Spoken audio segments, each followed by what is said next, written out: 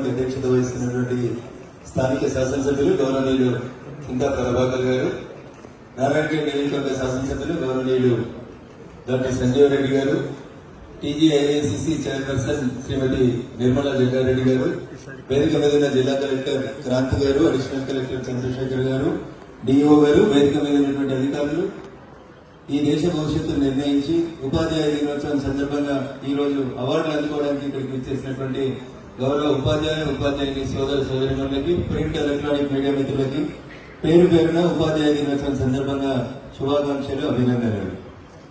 So వేదిక మీద ఉన్న మమ్మల్ని తయారు చేసింది కూడా వేదిక ముందు ఉన్నటువంటి మీలాంటి అనేక మంది ఉపాధ్యాయులు.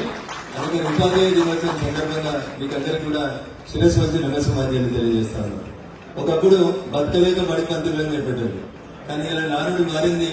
ఎవరు ఏ స్టేజ్కి ఎదగాలన్నా, ఎవరు ఏ స్టేజ్ లో కూర్చోవాలన్నా వాళ్ళని ఆ చైర్కి ఎదిగేలాగా తీర్చిదిద్దేటువంటి గొప్ప శక్తి ఉన్నటువంటి వాళ్ళు ఎవరంటే ఉపాధ్యాయులు. అందుకని the definition of a teacher has been change. పాత రోజులలో ఇంకా చాలా గొప్పగా ఉండేది మన విద్యా వ్యవస్థ.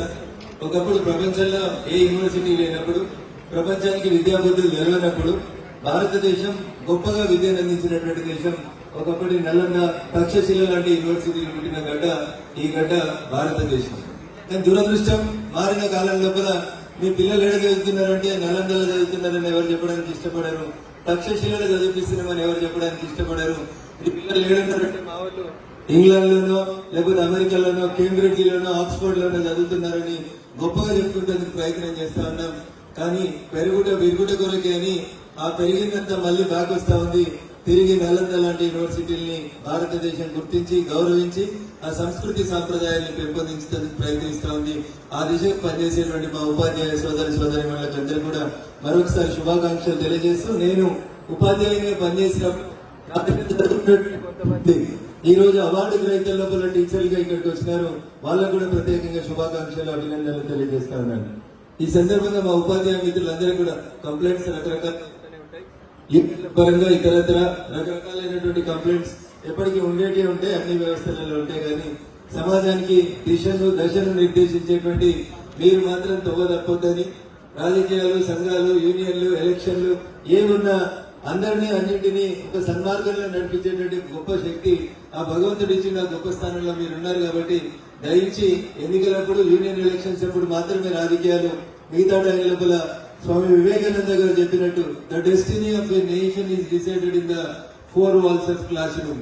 ఏ దేశ భవిష్యత్తు అయినా తరగతి గది యొక్క 4 గోడల మధ్యలో నిర్మించబడుతుంది. ఎవరైనా చెడిపోయిందనుకో, ఎవరైనా సంఘ విద్రోహ శక్తిగా మారిందనుకో, దానికి కారణం బాధ్యత కూడా ఎవరు వహించాలి?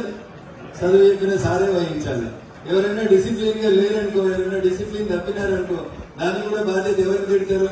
ఊళ్ళో ఏమంటారు? ఎవరైనా నీకు చదువు చెప్పిన అంటారు.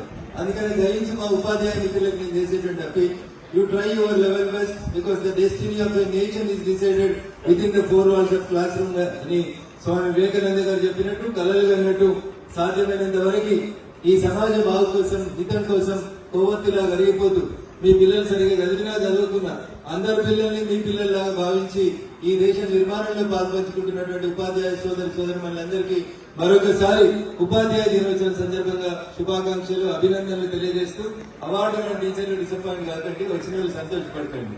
సో నెక్స్ట్ ఈసారి కాకపోతే ఇంకోసారి మీకు కూడా వస్తుందనేటువంటి ఒక ఆశ, ఆకాంక్షతో ముందుకు పోదాం.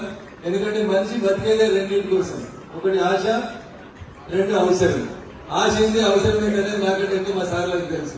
అందుకని ఆశ, అవసరం రెండే మనిషిని నడిపిస్తే ఈసారి రానటువంటి ఉపాధ్యాయ మిత్రులు డిసప్పాయింట్ కావద్దని, వచ్చేసరికి తప్పకుండా మీకు మంచి అవార్డు, ఎందుకంటే గొప్ప స్థానం సమాజంలో లభించాలని కోరుకుంటూ అవకాశం ఇచ్చినటువంటి వేదిక మీద ఉన్న పెద్దలకి, వేదిక ముందు ఉన్నటువంటి విద్యాబుద్ధులు నేర్పించేటువంటి మా ఉపాధ్యాయ మిత్రులందరికీ కూడా శుభాకాంక్షలు, అభినందనలు తెలియజేస్తూ సెలవు తీసుకుంటా ఉన్నాను.